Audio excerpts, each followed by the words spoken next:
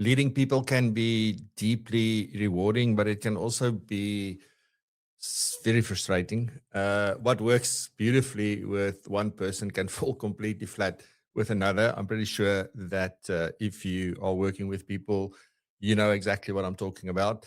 And that is true whether we lead a small team, in a FSP or much bigger team, whether we're in a large business, a corporate, like any of these things, we all experience the same thing. I've had many conversations with people saying like, I just don't know anymore.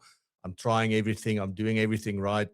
But yeah, it's just not landing with some people. And I think at the heart of it, if you think about leadership, it is about people, and people need different things from us at different times. So today we are talking about situational leadership and how to lead different people in different ways with my special guest, Igno van Niekerk. Welcome to PROpulsion, the weekly show for financial planners and advisors who want to build better, more successful businesses. I'm your host, Francois du Toit, and every week we dive into the practical strategies that matter, from growing your client base and improving your services to developing yourself and your team. Whether you're running your own practice or you're part of a larger firm, you are guaranteed to find actionable insights to help your business thrive. So with that, welcome, and let's get into today's episode.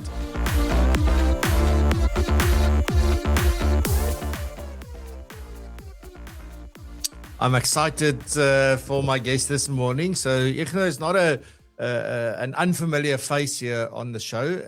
I have interviewed him way back in season 1 as well. We had some fantastic conversations. I think he was the first one to make me cry on the show, apart from me making myself cry, with all his stories that he shared back in season 1. And it's amazing to have him back today. For those of you who don't know him, Igno has spent more than 25 years developing leaders within the Liberty Group. That's where we got to meet when I worked there. And his work brings together deep practical experience, thoughtful reflection, and real passion for helping leaders to grow. He's written a book about it. He is also, so the book is called Light on Leadership. Sorry. If you also know, like, he's a prolific and very passionate photographer as well, and an amazing storyteller, as I might have mentioned. And he's currently also doing his PhD research on leadership and storytelling. And the most amazing thing is that he's doing all this cool stuff from Bloemfontein, of all places. So, warm welcome to the show. Nice to have you. Thanks, Francois. It's a privilege to be here, and yeah, thanks for the invitation. No, thanks for saying yes. I know you're a very busy guy, and you get flown all over the country, and you need to do so many different things.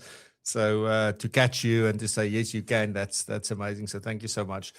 I want to make the most of the time that we've got, Igno, because there's lots that we can talk about. And also, right at the start, I want to invite the audience to please, if you've got questions about, working with your team, because leadership sounds like this big thing, and it is a big thing because it has such an impact. But I think leadership in the context that I want to talk about this is, it's me and my small team in my business. And, there's some things that sometimes work well and other times don't work well.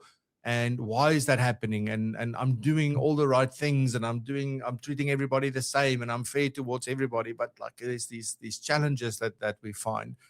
So with that as the backdrop, I think, if I'm leading a small team or whether I'm in a large corporate and maybe anything in between, Igno, talking about situational leadership, what does that mean in plain terms and in practice?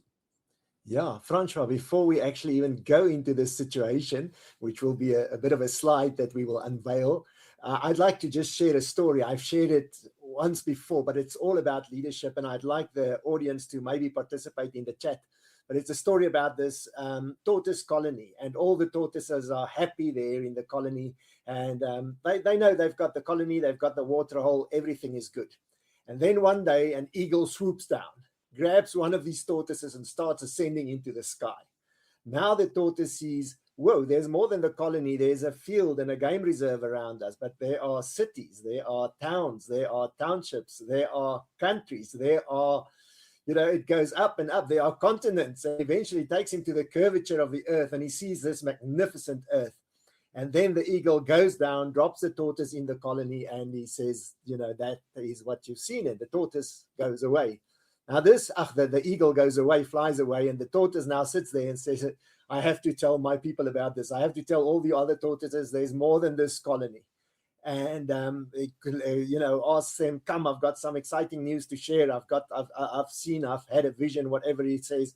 And they all come. And he tells them, listen, there's more than this. There are places that's beyond the waterhole. There are towns, there are townships, there are cars, there are cities, and he goes on. And as he goes on, one by one, they start walking away. They say, he has fallen too hard on his head. That eagle has dropped him from too high.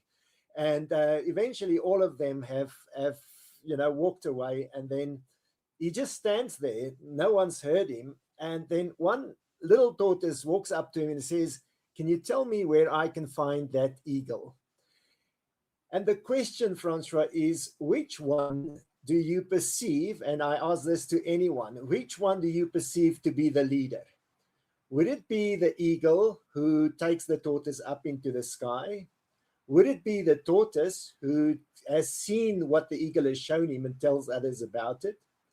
Is it maybe the tortoises that walk away and say, okay, we don't listen to nonsense stories. We need to focus on our production. Our production is the waterhole. Or is it the little tortoise who comes curiously and says, can you tell me where I can find that eagle? And I'd love for the audience to comment, because we might return to this story, but I'm not sure whether you've got a view, Francois. I'm going to be bold on this one, and I'm going to say all of them, actually, because all of them have, if I listen to the story, like each of them has had an impact on someone else. And so the eagle that came down and took this tortoise up, and showed him what's possible, I think that's a leadership thing. Then going back and telling others about what's possible, I think that's also part of leadership. And then being curious and wanting to learn more and sort of go down it, that also shows leadership, I think. So that would be my answer, but that might be a big chance I'm taking. Yeah, and there's no rights and wrongs, because it's a story. That's the marvel of stories. There is no memorandum for marking interpretation of stories. A story, whatever you take from it and whatever reaches you at that specific stage, that's for you to take. For me, what's interesting, Francois, is, let's say the tortoise, the big tortoise, is the leader. He's also a follower because the eagle picks him up. The small tortoise who comes along might want to kill the eagle. Who knows what the intent is? Because followers are also leaders, because they lead their own lives. And each person are coming from different circumstances. Now, in Afrikaans, we often say, jy lei jou lewe, but some people do it with an EY, which means they suffer their life, or which means they lead it. Other people with a long Y, which means they suffer it. But we've got situational circumstances. And today, the model that I'd like to share with you, the first model that I'd like to bring into you, is a model called situational leadership. And I'm just going to start off with it by saying, and then we can come back from the slide. We'll hop in and out of this slide. But first of all, when I get into situational leadership, if you are listening to this today, whether you are a parent, whether you are a person who are leading people in your business, you've got different development levels of people. And I'm just going to go through those, and then we're going to talk about that a bit, Francois. So number one is, so you have to direct people. Let's say you've got a brand new person that's come in. You can't say, hey, listen, there's the computer, go on. I don't know if maybe it's a PA, maybe it's a marketing person, whatever. Go on, do what you're supposed to be doing. No, because you have to be very directive. You have to say, listen, this is where we start. This is how we work here. This is how I do this. You might investigate doing this, but that's where you actually start. You're highly directive, and I'll explain to you why you have to be that right now. But you're also supportive. Now, really interesting, if you look at this grid, you'll see you've got high directive behavior in the right-hand bottom corner of the top block, which means low in support, which sounds, how can I be low in support? And we're going to unmap this and explain it.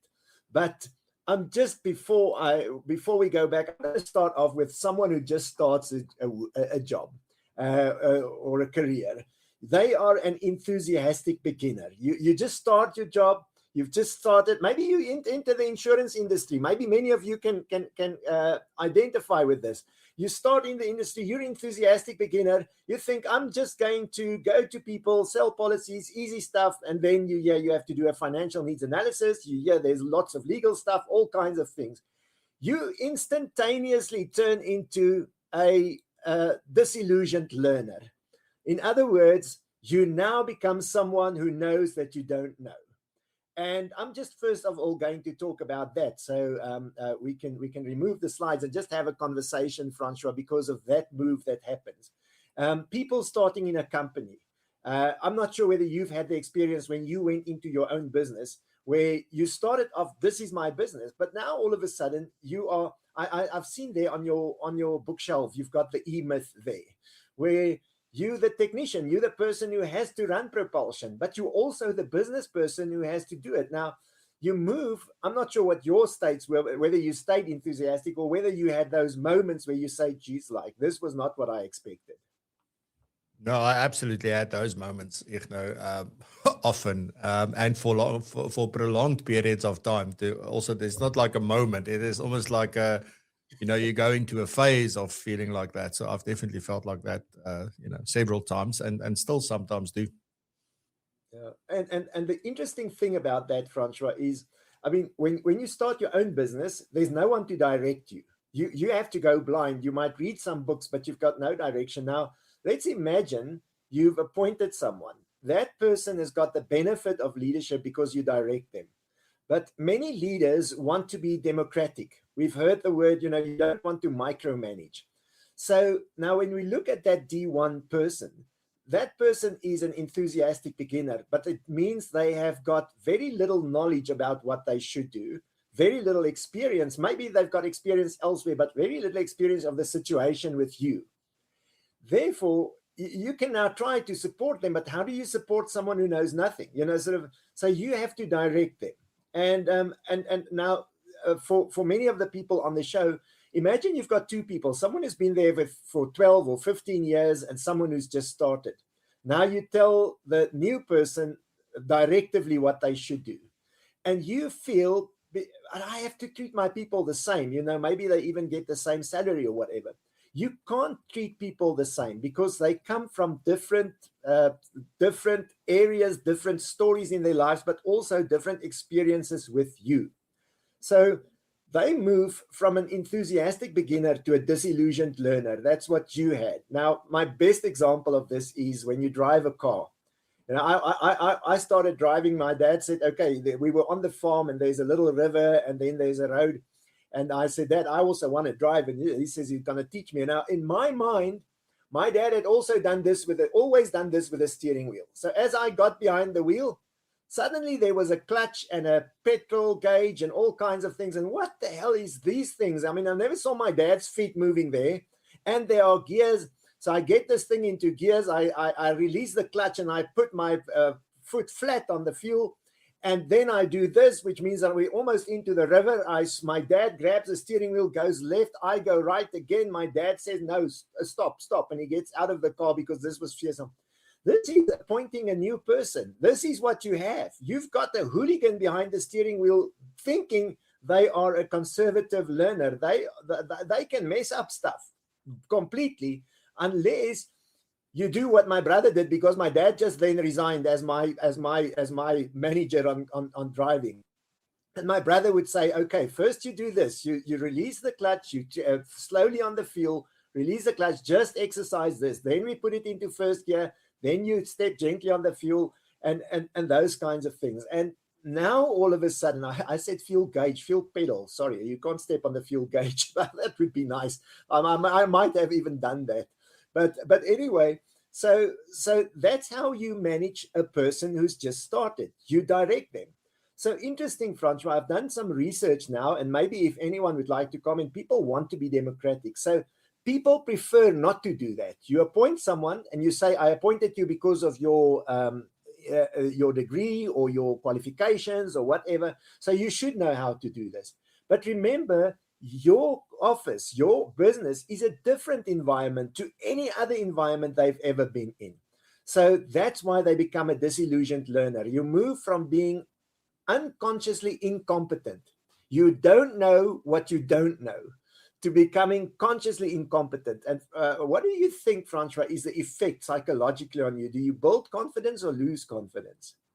No, you absolutely, like I was talking to a group of new starters yesterday, and one of the issues it is confidence, and it is definitely, I think in that case you lose confidence because you thought you know, now you realize like you don't know, and suddenly like you lose that confidence. So that's you definitely lose confidence. And if you lose confidence, even if you've got competence, you start doubting your own competence. You know, I remember starting with Liberty many moons ago, and they had an exam called DPFM, Diploma in Financial Management. And even worse, I actually, did my CFP. And I mean, it was the first time in my life I started failing exams like crazy, because this was not an area I was comfortable with. And you all of a sudden had to do stuff. And the moment you lose confidence, you start feeling you can't do it. And the moment you start feeling you can't do it, then you're in trouble. And as a leader, if you don't realize that's going to happen to your people, it's going to be nasty. So maybe if we go to the slide again, I can just comment on what we've got so far. So what you'll see is the enthusiastic beginner, the D1 person, is the one where we direct. We've got high directive behavior as a leader and low support. You can't support someone if you've got to tell them what to do. You want to support them, but it's not high in support. And then that disillusioned learner, if we look at that one, that's where you start coaching the person. You need high direction and high support. They've just moved from being someone who thought they were so excited about working with you to someone who thinks, oh my goodness, I am terrible at this. And as a leader, you need to understand that you're coaching this person. And then we've got the third one. And this is a really interesting one. This is the person who now gets, they've been with you for 3 or 5 months, depending on the complexity of your work. And they're capable, but cautious. It's like, once again, driving the car, but now you say to yourself, clutch, fuel, steering wheel, gears, clutch, gear, whatever. You can't do other stuff. You know how to drive. So that's the person that needs support. That's where my brother now sits next to me in the car and he says, okay, you're doing okay. He's not telling me what to do. He knows now that I know it's about the clutch and about the gears. He wants to build my confidence through supporting. So maybe we can come back to that, and you can take the slide off and we can chat about support and how we perceive that. Yeah, absolutely. And I mean, because also, I think a big question maybe for me at this point, Igno, is so I need to support someone. How do I know what support they need in the first place? I mean, is it only through observation, or is it through conversation, or how do I know what support someone needs? Because I don't know if they know what kind of support they might be able to tell me, like, I need this and this, but is that really what they need, or is that all that they need?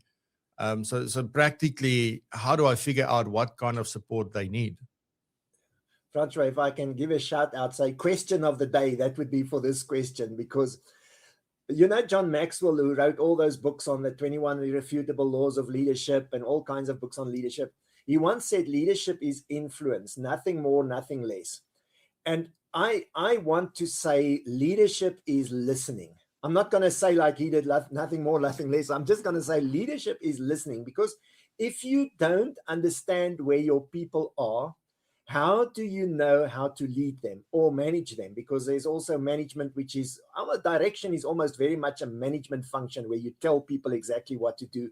Leadership is almost inspiring them, motivating them. We'll come to some of that. But the really interesting thing is, how often in a manager or leader's diary do you see listening? You've got one-on-one meetings, you've got conversations. I've got a listening meeting with someone who reports to me, because all these levels that we're discussing, you have to agree on with the person. You have to say, listen, in this situation, I know that maybe let's say you've got a team of people and one of them works with wills and trusts, but they've been working with it. They worked at a legal firm, whatever. You can actually leave them up to the 4th level. You don't have to do anything. But so that person is already on the D4, the development 4 level, which we'll come to on the slide in a bit. So they're the best. You just leave them. They do the stuff. But now you get a new computer system in the office, or you decide to work in a new way. That person moves from a D4 very often to a D1 because they might not be technologically inclined. So now all of a sudden you've got a problem. Yeah, you've got someone who you've always just delegated to, and you have to instruct them, say, no, you do this, you do this, you do this. So when the situation occurs, and that is why leadership is so much about awareness. When you know there's a new situation affecting your people, this is when you have to be able to say, okay, let's talk about this. How do you see yourself? How do you feel about this? And you take them through this, would you like me to direct you, support you, coach you, or delegate to you? Now, many people might, that Dunning-Kruger effect, where people who don't know think they know a lot. And you have to be very aware to say to people, listen, even if you think you know, let's just consider, let me ask you 1 or 2 questions, some intellectual stimulation there. And now all of a sudden, so Francois, to answer your question, you listen, and you've got time to listen to your people in your diary, whether it be over a cup of coffee or wherever, where you deliberately listen to where are they, what do they see, because that's how you improve your business.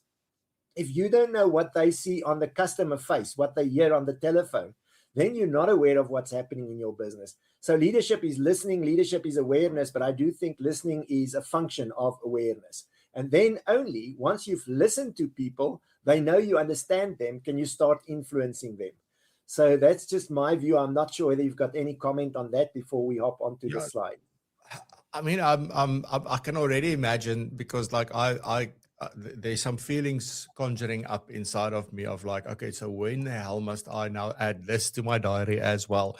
And I think that is often the case with I don't want to say the world that we live in, because I remember back in 1998, 1999, Igno, in a presentation inside of Bloemfontein, in a room at the Liberty offices, you shared a story on a PowerPoint slide.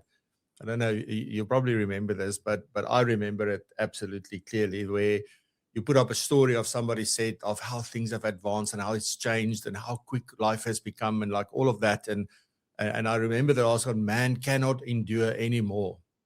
Like that was sort of the last thing. And then you asked like, I mean, who said, when was this said? And that was in the 1800s that somebody wrote that. So I can't remember exactly what it was. I did look it up afterwards because Adam and I once spoke about it. And so I don't want to say that the world that we live in, because it's always been like whatever moment in time where we are, it's still like, it's always hectic. It's always chaotic. It's always busy. We can't do more. And then, yes, we go and we do more.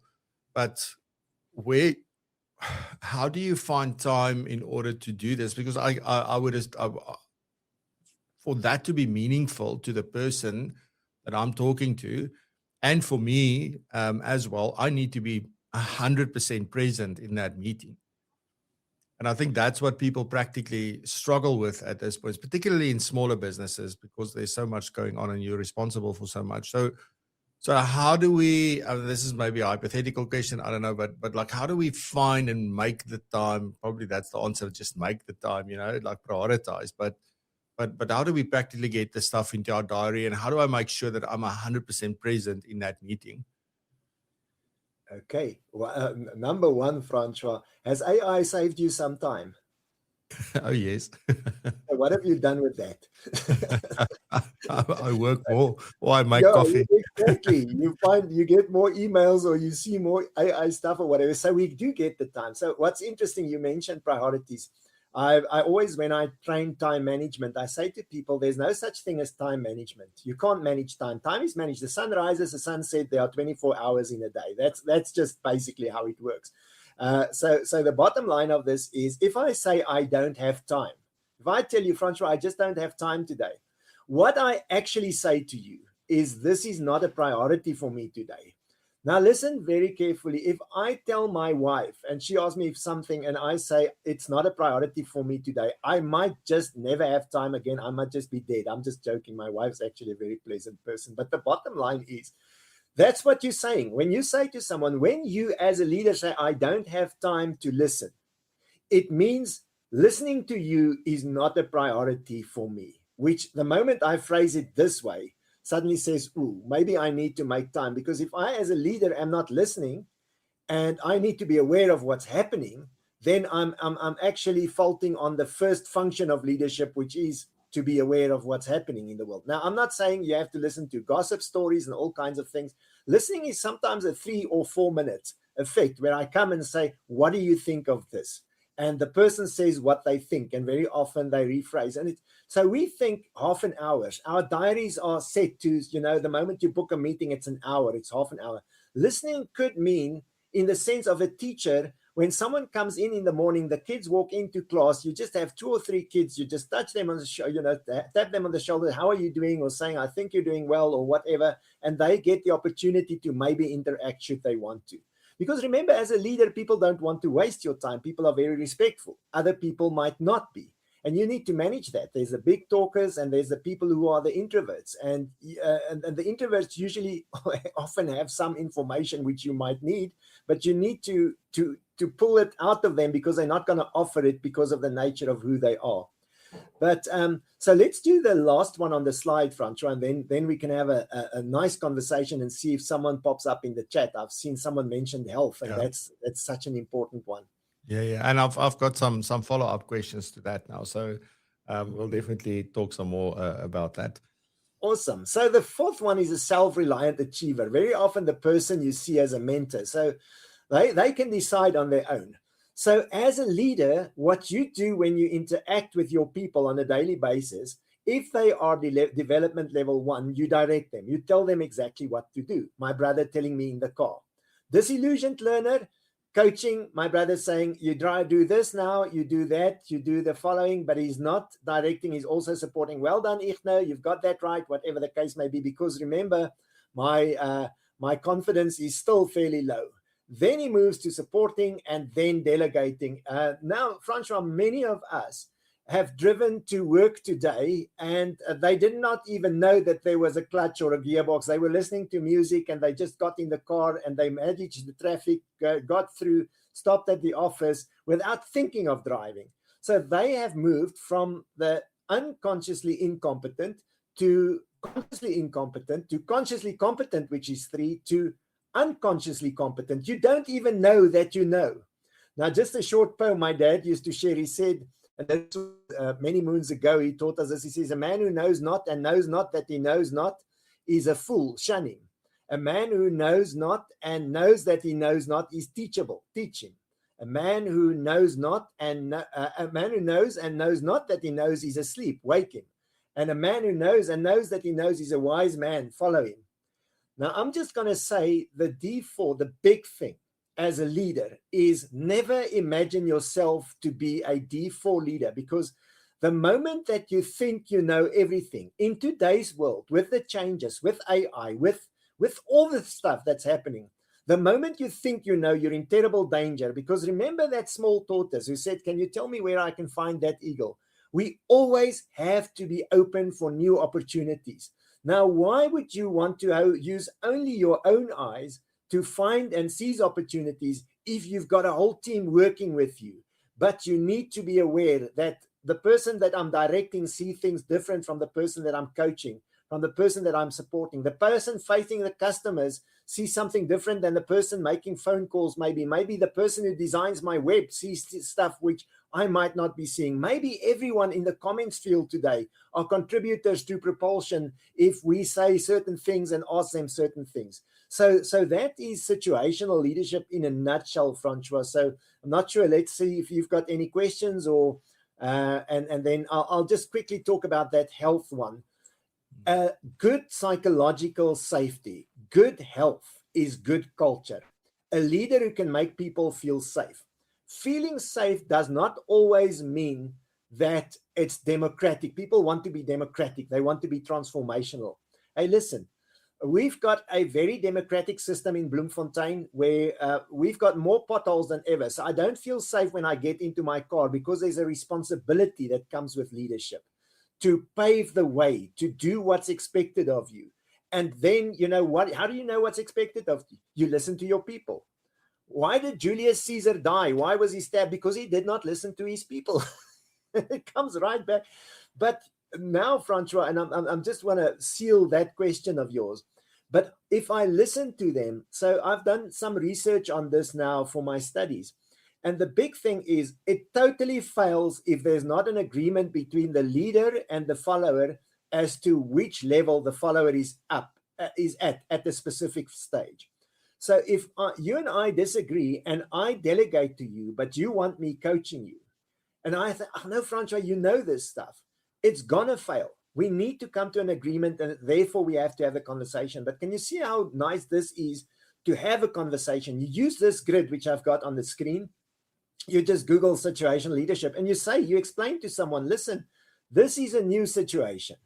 We are putting in a new way of marketing, and you're going to have different. Would you like me to direct you so you know exactly what's going on, support you, coach you, or just delegate? But then they say delegate, and you say, but I'm not sure whether you know everything about marketing. You ask 1 or 2 questions, they realize they don't know, and they say, okay, maybe just coach me initially. And now we have an agreement, and now we can go on from there. But if I decide as a leader, this is how I'm going to manage you. And by the way, now if everyone knows this, they understand why I treat Josh different than I treat Joe, because Joe is new at this. Josh has been an old hand at technology, that kind of thing. It's super interesting. I have a few questions, obviously. So let's talk about this part about wanting to be democratic, because there is this thing, obviously, as you said, like you've got to listen to the people and everybody needs a voice and all of that kind of stuff. And I think, you know, whether it's a small team or a big team, there's often like to get everybody 100% aligned and committed and sold on an idea is sometimes something that feels beyond the person trying to get that done. I remember when I went into management, I felt a lot like that. You wanted everybody to participate and contribute and, you know, do their thing. And then some people just don't take the opportunity. Others jump at it and things like that. But someone said to me once at a little coffee shop in Braamfontein that it wasn't you, Igno, because people are going to think you said this. Somebody else said this to me, saying, just remember, you always have the right to manage. And I said, like, what the hell does that mean? So at the end of the day, you still have the right to make the call and to make the decision, right? So you can do that, because there is a difference between managing and leading. But how do we practically, you know, get to, let's just say that I'm trying to give everybody a voice and a chance to give input and things, but it slows things down, and you know, some people want to go in one direction, other people want to go in another direction. Like, how do we get that right? Because I've picked up from some conversations that is also very frustrating to people, particularly in smaller businesses. So do you have any advice and sort of insights on how do we have the democratic thing, but also, you know, I mean, at the end of the day, it is up to us to make a decision as well. It is your business, it is your vision, it is your thing. Like, how do we deal with that? And maybe as an add-on question, what if we feel somebody's just they're not on board with the vision and where we're going? Like, you know, so that might be also part of it. But anyway, sorry, I'm talking too much. But yeah, if you No, you're not. No, absolutely, Francois. That's wonderful questions. I think number one is, you know, there are 3 words which people hate, and I used to hate them myself. The moment you start talking leadership or management, it's vision, mission, and values. People say, oh, you know, we're going to get there. Now, a vision, straightforward. If people want to do stuff which is not in alignment with where you want to be, then that's not part of the vision. Steve Jobs used to say at Apple, it was much more difficult to say no to great ideas. Remember, he had marvelous minds working with him. They had all these super ideas. But when he came back to Apple the second time after being ousted by John Scully and company, he came back and he said, you know, there were a lot of Apple products. And he said, no, there's one laptop for students, one for professionals, one PC students, one professionals. Later on, the other stuff came, the iPad and the iPod or whatever the case may be. But whatever you do, you're working on that specific one. Now, a vision, Bill Gates used to say, a computer on every desktop in every home. At that time, a computer was as big as a room. Now, who the hell would want a computer on every desktop? Now, the people who buy into that vision. Now, if you are that wet blanket who come and work with Bill's Microsoft, and you say, well, we're never going to get this, guess what? Bill is going to get rid of you. He's not going to tolerate you because you're not part of the vision.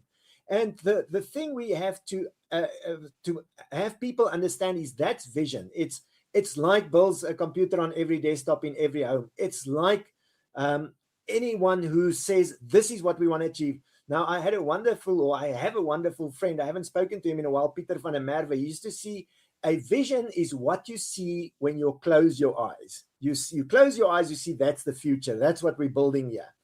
A mission is what you do the moment you open your eyes.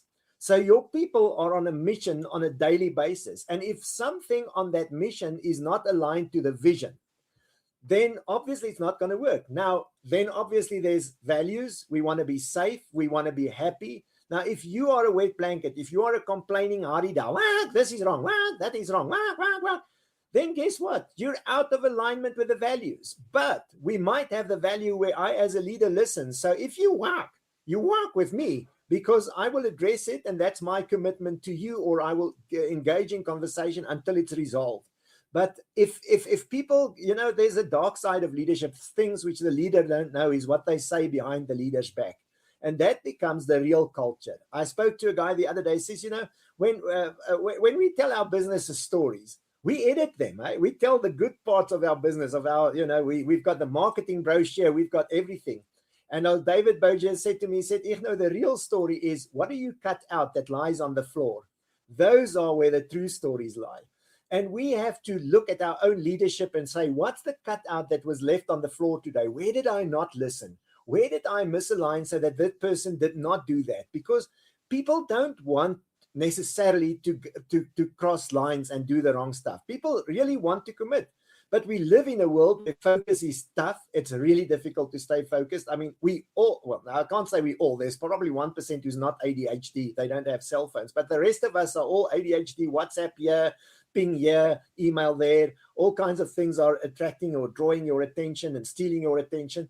Now, as a leader, if you've got those things going, Francois, if you as a leader have a conversation with someone and your phone lies on the table with its face upwards so that any light will attract you, you are not listening to that person because there's some subconscious thing looking at the phone. The phone should be in a drawer. You should be focused on the person. You should be listening to the person. And that's leadership. And that's where transformational leadership occurs, where I take you from where we are to where we want to be. Nice. So as a closing question, Igno, if we want to get better, we want to get better. I know, this is just how we do it. What are if you now think like people here, some of them might be, they've got newer firms and started to get people or to recruit people and have a team. Other people have been around for a long time, and we all struggle with different things. But what are maybe a couple of practical things that we can do today to start making us better as leaders, so that we can listen and identify and get to grips with the situational leadership, because that needs to become part of how you operate, right? So you must be able to go, this is what I need to do. This is what's happening here. These are the questions I need to ask, probably. Etc. But what else? Maybe a couple of practical things we can do to start developing ourselves to become better at this. Francois, number one, if I want to take 5 people in Bloemfontein to Cape Town today, first of all, I have to know that I want to go to Cape Town. I have to have a map or a GPS to Cape Town, and that's the destination.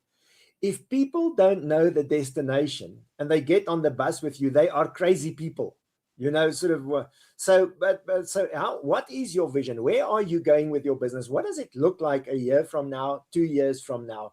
Now, that's many visions. And then you set goals to achieve it. And if people know these are what we have to achieve in the next 3 months, on a daily basis, they can check themselves. There's all kinds of tools. There's a balanced scorecard and all kinds of things. The bottom line is very often we think we've got goals, but we've got a to-do list. It's not a to-do list is not goals. A to-do list that's aligned with your goals is mini goals that takes you towards something. But sometimes people have got a to-do list for the day, which takes them through the day, keeps them busy through the day. They are hectic. They tell you what a hectic week they've had by Friday. And you ask them, what have you achieved in terms of getting from Bloemfontein to Cape Town? How many kilometers have we covered? And they said, nothing. We've actually reversed to Windberg. And the bottom line of this is, Francois, I've spoken to so many leaders and asked them, what's your real job? And everybody want to tell you, develop my people. I see there's a comment about support as well. I agree. Everybody's a teacher. Support is often hearing what the person says. That's a form of support and development. And the bottom line of all this is, as a leader, you have to reflect that we don't put in our diary. You know, Stephen Covey stuff, which is not urgent but important. Things which are not urgent, what is important is what true leaders do. It's not urgent to have a conversation or listen to my people, but is it important? Yes, it is. But my email is so much more urgent. So for 3 days, I do urgencies. And then my D4 person, my highest developed person, comes and says, no, they're resigning. Why? Well, I've actually found a better job. Had I had my ears on the ground, I would have known. So I think the bottom line is, Francois, people think that reflection and that conversation is not, and listening is not good. Those are the primary functions of leadership. That's what takes you to your vision. That's what opens up your mind. I don't say do it for a day or go on a retreat for 10 days. It's like 10 minutes. It's like 5 minutes before the day starts. Are we clear on our vision? Do my people understand it? And one of the teams who best understand it, Francois, because if you build purpose and story into it, is Rassie Erasmus with the Springboks. They've all got the same goal. All those teams going to the World Cup want to win the World Cup. That's the goal. But he added purpose. He says, but we want to unite the country. Now, if all your people want to be profitable, they want to earn their salaries, they want to make sure that they get what they want to. What's the purpose of your business? You want to change lives. With insurance, we change lives. We help people. It's always for the better. We resolve those 5 problems: dying too soon, living too long, becoming disabled, all kinds of things. And your people should know every call I make is changing a life. That inspires, that motivates, that's transformational. And I think it's Terence saying here in the chat, leader or not, it starts with ourselves and our mindset. I can't conclude this session on a better note than Terence does. Thanks very much, Igno. That was a fantastic conversation, and thank you very much for everything that you've shared. I'm taking away a lot from this. I'm pretty sure that everybody here is also taking away a lot. And I agree, Terence, it's really, leader or not, it starts with ourselves and our mindset. So absolutely, thanks for that, Terence. Igno, thank you so much. We are now on time for the first time ever this season. I'm always over time. So thank you very much. Really appreciate it. And we look forward to your next Change Your Angle segment coming very soon again. And keep doing the good work. Thank you so much for spending your time with us. Thanks, Francois. Thanks, everybody, for attending. Have a super weekend. And if you listen to this in the week, have an even more super week. Thank you very much. That's it for today's episode. Thank you for joining us. Thank you for all the comments. We really appreciate it. And please share this with other people. We really appreciate when you share it with others. Also, keep an eye out. Just a quick reminder that we are putting out a LinkedIn newsletter every week after the show that also summarizes the main discussion.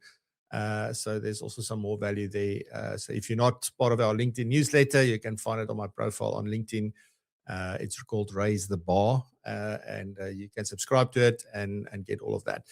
Anyway, so with that, have a fantastic weekend. We'll see you next week, same time, same place. Until then, stay safe, be blessed and prosper, and stay curious. Raise the bar. Love you lots. Bye-bye. Thanks for joining us on Propulsion. If you found value in today's episode, then there's plenty more where this came from. You can find all our previous episodes right here on the podcast, as well as on our YouTube channel. And talking about the YouTube channel, we go live every single Friday at 8 a.m. until 9 a.m. and we host many different guests, and we also talk about very interesting topics. And on the live show, there's also some incredible segments hosted by some of the most well-known and influential financial planning professionals. So you are most welcome to join us every single Friday. Put it in your diary and we will see you there. And on that note, also please do check out propulsion.co.za/community for all of the goodness and learn more about how you can become part of our amazing community and how that would benefit you, your business, and your career. So on that note, stay curious and keep raising the bar.